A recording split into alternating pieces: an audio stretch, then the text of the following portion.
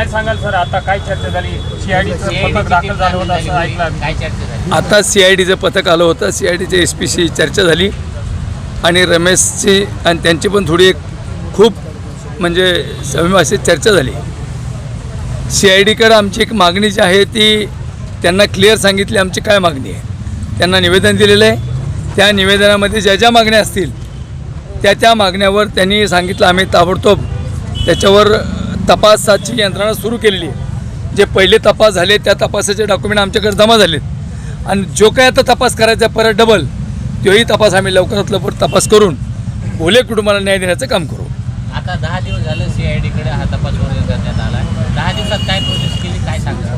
10 दिवसामध्ये आम्ही त्यांना तोच प्रश्न विचारला की बाबा तुम्ही 10 दिवसात काय केलं. त्यांनी सांगितलं तपासाचे डॉक्युमेंट यायला 4-5 दिवस लागले आणि आता तपास आमच्याकडे आला. आम्ही आता प्रगतीपथावर तपास आहे आणि आम्ही लवकरात लवकर हा तपास संपवून ह्या कुटुंबाला न्याय देण्याचं काम करू.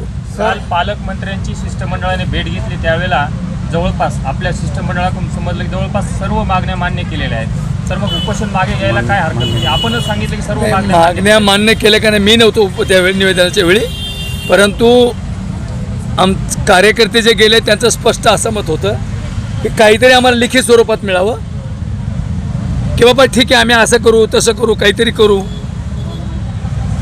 बरोबर आहे.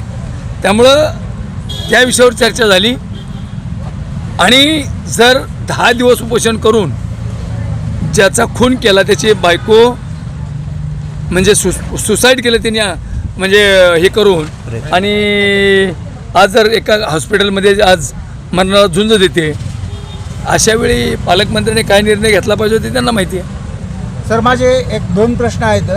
एक पहिला प्रश्न सीआयडीची टीम येऊन गेली. आता तुमची काय भावना आहे? त्यांनी काय सांगितलं नेमकं त्याच्यात? सीआयडीने आता सांगितलं मी SP साहेबासोबत चर्चा करतो, मी कलेक्टर साहेबासोबत चर्चा करतो असं म्हणून सीआयडीचा अधिकारी गेलेत. लेखीची देखील मागणी केली. लेखी द्यायला काही तयार आहेत ते त्यांच्यासोबत चर्चा करून करतो म्हणे. काल जे मयत विलास घुले यांच्या पत्नीने आत्महत्येचा प्रयत्न केला होता, आता त्यांच्या प्रकृतीबद्दल डॉक्टरांकडून काही माहिती मिळाली? अजूनही प्रकृती खराब आहे.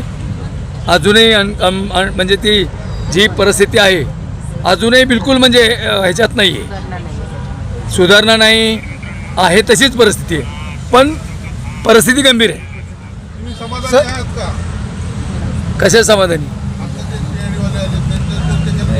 त्यांना विनंती केली तपास लवकर करून द्या आणि स्वच्छ भावनेने तपास झाला पाहिजे. त्यात एवढंही झालं की जर फिर्यादीला अधिकार नसेल मग फिर्यादीला अधिकार नसेल फिर्याद द्यायची कशाला एखाद्या. सर माझे 2 प्रश्न आहेत. शासकीय आणि प्रशासकीय यंत्रणा कितपर्यंत मदत करते आहे आणि ह्या कुटुंबावर खरंच अन्याय होतोय का याच्याबद्दल तुम्ही काय सांगाल? अन्याय झाला नसतं तर उपोषण नसतं केलं.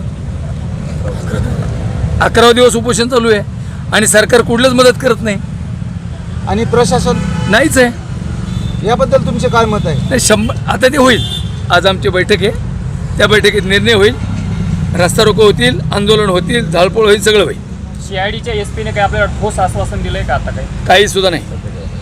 मग आपलं काय पुढचं पाऊल काय असणार आहे? आज बैठक आहे, त्या बैठकीत निर्णय घेऊ. मयत विलास घुले यांच्या पत्नीला ट्रीटमेंट देखील व्यवस्थित मिळत नाही असा काही काल नातेवाईकांनी आरोप नाही, केलेला आहे. डॉक्टर लोकांचं ट्रीटमेंट चालू आहे, तो काही विषय नाही आहे, परंतु परिस्थिती नाजूक आहे.